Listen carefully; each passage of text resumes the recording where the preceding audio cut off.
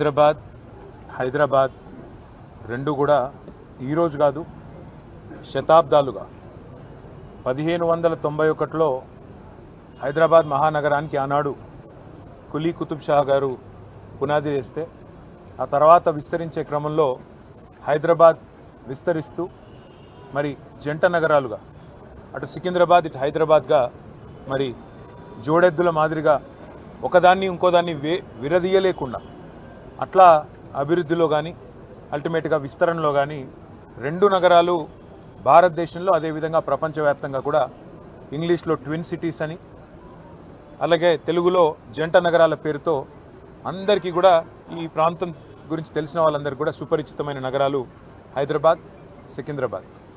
ఇవాళ ఈ ప్రభుత్వం కాంగ్రెస్ ప్రభుత్వం మేము గతంలో విన్నాం, చిన్నప్పుడు చదువుకునేటప్పుడు తుగ్లక్ అనేవాడు ఒకడు ఉండేటోడు, కొన్ని పిచ్చి పనులు చేసినాడు, ఢిల్లీ నుంచి రాజధానిని తరలించాలనే ప్రయత్నం చేసినాడు అని చెప్పి మేము ఎప్పుడో పుస్తకాల్లో చదువుకునేదే తప్ప ఇవాళ ప్రత్యక్షంగా తుగ్లక్ అంటే ఎట్లా ఉంటుందో, తుగ్లక్ పరిపాలన ఎట్లుంటుందో ఇవాళ మాకు కనబడతా ఉన్నది.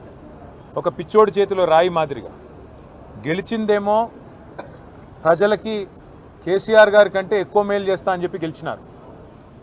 కళ్యాణ లక్ష్మి అంటే కాదు కాదు తులం బంగారం అన్నారు. 10,000 రైతు బంధు అంటే కాదు కాదు 15,000 ఇస్తామన్నారు.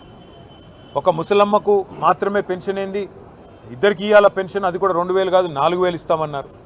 ఇవన్నీ కూడా 100 రోజుల్లోనే చేస్తాము, 6 గ్యారంటీలు 420 హామీలు అని అడ్డగోలు అబద్ధాలు చెప్పి అధికారంలోకి వచ్చారు. మరి అధికారంలోకి వచ్చిన తర్వాత 6 గ్యారంటీలు అటకెక్కించినారు. 420 హామీలు మరి ఏ మూలకు పోయినాయో తెలియదు. కానీ ఇవాళ చేస్తున్నది ఏంది, మొట్టమొదటి పని టీఎస్ను టీజీ అన్నారు, అది జరిగింది. దానివల్ల ఏ జీవితం మారిందో, ఎవరికి ఆనందం కలిగిందో, ఏ పేదవాడికి లాభం కలిగిందో ఇప్పటివరకు తెలియదు. తెలంగాణ తల్లిని తీసేసి కాంగ్రెస్ తల్లిని తీసుకొచ్చి పెట్టినారు. అట్లాగే ఆ తల్లి చేతుల్లో తెలంగాణకు ప్రతీకగా ఉండే బతుకమ్మను తీసి పక్కన వారేసినారు. అసలు తెలంగాణ అస్తిత్వానికే దెబ్బ కొట్టే విధంగా మరి ఆ తల్లి రూపునే మార్చి ఇవాళ ఒక దివాలా తీసిన కళావిహీనంగా ఉన్న కాంగ్రెస్ తల్లిని మన మీద రుద్దే ప్రయత్నం బలవంతంగా ఒకవైపు. ఇంకా విచిత్రం, రాచరిక పోకడలు అంటాడు. ఏమనంటే హైదరాబాద్కి నిషాన్ చార్మినార్, ఆ చార్మినార్ని తీసేస్తా అంటాడు. ఏది, మన తెలంగాణ రాజముద్ర నుండి. కాకతీయ రాజులు, కాకతీయ డైనాసిటీ వారు తెలంగాణకు చేసిన విశేషమైన మేలు మీరు చూడాలి అనుకుంటే మీరు తెలంగాణలోని ఏ జిల్లాకి పోయినా వారు కట్టించిన చెరువులు, వారి ఆధ్వర్యంలో జరిగిన వ్యవసాయ పురోగతి ఇవన్నీ మీకు కనబడతాయి. అట్లాంటి కాకతీయుల కళా ప్రభావానికి, కాకతీయ గొప్పతనానికి వెలుగుగా ఉన్న, వరంగల్కు చిహ్నంగా మారుపేరుగా ఉన్న కాకతీయ కళాతోరణాన్ని తీసేస్తారు. ఇట్లా అపసవ్యపు పనులు, దిక్కుమాలిన పనులు, తుగ్లక్ పనులు తప్ప ఈ ముఖ్యమంత్రి గారు చేసిందేమీ లేదు. ఇంకా విచిత్రమైన విషయం ఏమంటే కేసీఆర్ గారి నాయకత్వంలో అధికార వికేంద్రీకరణ జరగాలి అని చెప్పి, ప్రజల దగ్గరికి పాలన పోవాలి. ప్రజాపాలన అంటే నిజమైన నిర్వచనం ప్రజల దగ్గరికి ఎంత సన్నిహితంగా పాలన ఉంటే అంత మంచిదని చెప్పి 10 జిల్లాల తెలంగాణని 33 జిల్లాలు చేసుకున్నాం. కొత్త రెవెన్యూ డివిజన్లు ఏర్పాటు చేసుకున్నాం, కొత్త మున్సిపాలిటీలు, కొత్త మండల కేంద్రాలు, అట్లాగే తాండాలు గ్రామ పంచాయతీలుగా అట్లా కేసీఆర్ గారి నాయకత్వంలో ప్రజల దగ్గరికి పరిపాలన తీసుకొని పోయే ప్రయత్నం చేసినాం. హైదరాబాద్ మహానగరంలో కూడా గతంలో 24 సర్కిళ్ళు ఉంటే గ్రేటర్ హైదరాబాద్ మున్సిపల్ కార్పొరేషన్లో 30 సర్కిళ్లకు పెంచుకున్నాం. గతంలో 4 జోన్లు ఉంటే 6 జోన్లు చేసుకున్నాం. ప్రతి జోనల్ కమిషనర్కి, ప్రతి డిప్యూటీ కమిషనర్కి శాంక్షన్ లిమిట్స్ పెంచుకున్నాం. అంటే ఇవన్నీ చేసుకున్నాం, కానీ హైదరాబాద్ అస్తిత్వాన్ని మాత్రం మేము ముట్టుకోలేదు. హైదరాబాద్ అస్తిత్వాన్ని దెబ్బతీసే ప్రయత్నం చేయలేదు. ఎందుకంటే హైదరాబాద్ అనేది ఒక హైదరాబాద్ ప్రజలకు సంబంధించి కాదు, తెలంగాణ ప్రజలందరికీ గర్వకారణమైన ఒక ఐడెంటిటీ హైదరాబాద్ సికింద్రాబాద్. జంట నగరాలు అంటే మనం చిన్నప్పటి నుంచి వింటున్న మాట.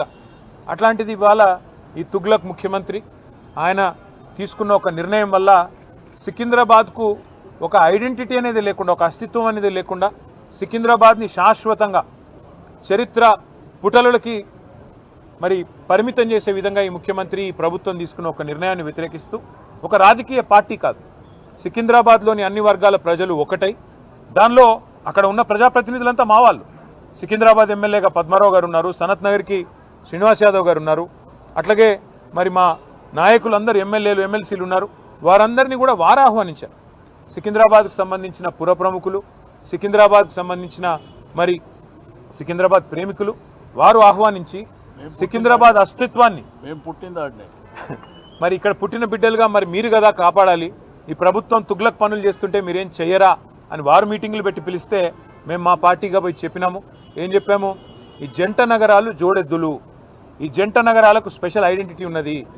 లష్కర్ అంటారు, పట్నం అంటారు. ఇట్లాంటి అస్తిత్వాన్ని దెబ్బతీయకండి, అనవసరంగా తుగ్లక్ పనులు చేయకండి.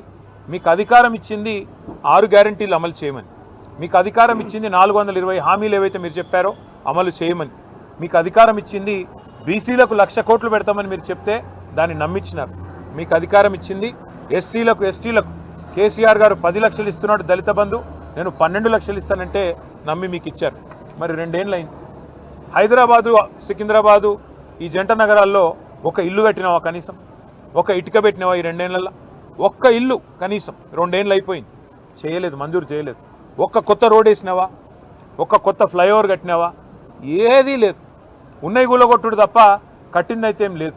ఆ కూలగొట్టే క్రమంలో విధ్వంసం మాత్రమే తెలిసిన ఈ ముఖ్యమంత్రి ఇవాళ సికింద్రాబాద్ అనే పదాన్నే లేకుండా విధ్వంసం చేసే ఆలోచన చేస్తుంటే దాన్ని ప్రతిఘటిస్తూ ఇవాళ సికింద్రాబాద్ పెద్దలందరూ కలిసి ఒక శాంతి ర్యాలీ అని పెట్టుకున్నారు. దానికి మమ్మల్ని అందరినీ ఆహ్వానిస్తే ఇవాళ ఉదయం అందరం తెలంగాణ భవన్లో సమావేశం అవుదాం. ఇక్కడ సమావేశమై మన గౌరవ ప్రజాప్రతినిధులందరం కూడా కలిసికట్టుగా పోదాం, సంఘీభావం చెప్దామని చెప్పి మేమందరం ఇక్కడ చేరుకున్న తర్వాత మాకు తెలిసింది శ్రీనివాస్ యాదవ్ గారిని హౌస్ అరెస్ట్ చేసే ప్రయత్నం చేస్తున్నారు, పద్మారావు గారిని హౌస్ అరెస్ట్ చేసినారు, మిగతా మన కార్పొరేటర్లని, మిగతా మా నాయకులని, దాదాపు 8,000 మంది మా సోదరులని సోదరిమణులని ఎక్కడి వాళ్ళని అక్కడ అరెస్టులు చేస్తూ ఉన్నారని చెప్పి ఇక్కడికి వచ్చిన తర్వాత తెలిసింది. అందుకే నేను ఈ తుగ్లక్ ముఖ్యమంత్రి గారికి చెప్పేది ఒకటే, మీ అధికారం అపరిమితమని మీరు అనుకుంటున్నారు. అధికారం 5 ఏళ్లకు ఒకసారి ప్రజలు రెన్యూ చేస్తే మళ్ళీ వస్తుంది తప్ప మీ ఇష్టం ఉన్నట్టు తుగ్లక్ పనులు చేస్తూ పోతుంటే అధికారం ఎవరికి శాశ్వతం కాదనేది ముఖ్యమంత్రి గారు గుర్తుపెట్టుకోవాలి. ఇంకొక మాట కూడా ముఖ్యమంత్రి గారికి నేను చెప్పేది, మీరు మీ కాంగ్రెస్ పార్టీ శాశ్వతంగా మరి ద్రోహులుగా చరిత్రలో మిగిలిపోతారు. తెలంగాణ అస్తిత్వాన్ని దెబ్బతీసిన ద్రోహులుగా, తెలంగాణ తల్లిని రూపుమాపి కాంగ్రెస్ తల్లిని ప్రతిష్ఠించిన ద్రోహులుగా, తెలంగాణ సంస్కృతిని తెలంగాణ అస్తిత్వానికి చిహ్నమైన కాకతీయ కళాతోరణాన్ని, చార్మినార్ని, తెలంగాణ ఆడపడుచులకు అత్యంత ప్రీతిపాత్రమైన బతుకమ్మని, వీటిని దెబ్బతీసిన ద్రోహులుగా నీ ప్రభుత్వం నీ పార్టీ నిలబడిపోతుంది.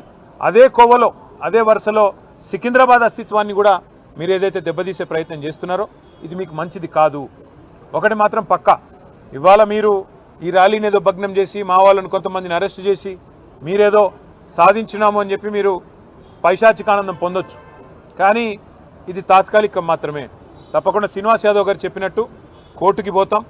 ప్రజాక్షేత్రంలో ప్రజల తరపున న్యాయబద్ధంగా నిరసన చెప్పే హక్కు మనకు రాజ్యాంగం ప్రసాదించిన హక్కు, డాక్టర్ బాబాసాహెబ్ అంబేద్కర్ మనకిచ్చిన హక్కు. అట్లాంటి హక్కును ఈ జనవరి మాసంలో ఏ జనవరి 26న అయితే మనం రిపబ్లిక్ డేగా జరుపుకుంటామో, మరి రిపబ్లిక్ డేకి 10 రోజుల ముందు మరి రాహుల్ గాంధీ గారు పెద్ద పోజులు కొడతా ఉంటాడు కాన్స్టిట్యూషన్ పట్టుకొని, ఇగో మేము కాన్స్టిట్యూషన్ సంరక్షకులము రాజ్యాంగ రక్షకులం అని చెప్తాడు. ఇదేనా మీరు రక్షించే పద్ధతి?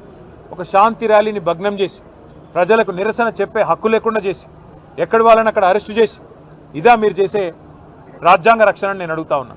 అందుకే శ్రీనివాస్ యాదవ్ గారు చెప్పినట్టుగా కోర్టుకి పోతాం, ప్రజలను కూడా జాగరూకులు చేస్తాం. జంట నగరాల అస్తిత్వాన్ని దెబ్బతీసే ప్రయత్నం చేస్తున్న ఈ తుగ్లక్ సర్కారుకు తప్పకుండా ప్రజాక్షేత్రంలోనే బుద్ధి చెప్తాము. అట్లాగే నాకైతే సంపూర్ణమైన విశ్వాసం ఉంది, తప్పకుండా మళ్ళీ కేసీఆర్ గారి నాయకత్వంలో మా పార్టీ తిరిగి ప్రజల దీవెనలతో తప్పకుండా ప్రజల ఆశీర్వాదంతో అధికారంలోకి వస్తుంది. గతంలో మేము రాజశేఖర రెడ్డి గారి ప్రభుత్వం ఎంసీహెచ్ను జిహెచ్ఎంసీ చేస్తే మేమేం వ్యతిరేకించలేదు. ఎందుకంటే హైదరాబాద్ అస్తిత్వాన్ని ఆయన ముట్టుకోలేదు. కానీ ఇవాళ ఈ ముఖ్యమంత్రి హైదరాబాద్ అస్తిత్వాన్ని దెబ్బతీసి జంట నగరాలుగా కాకుండా ఏదో 4th సిటీ అంట, ఫ్యూచర్ సిటీ అంట. ఫ్యూచరే లేని ముఖ్యమంత్రి ఫ్యూచర్ సిటీ కడతానంటే ఎవరు నమ్ముతాడు? ఎవరు దాన్ని విశ్వసిస్తారు? అందుకే మేము చెప్పేది ఒకటే, మళ్ళీ మా ప్రభుత్వం అధికారంలో ఖచ్చితంగా వస్తుంది.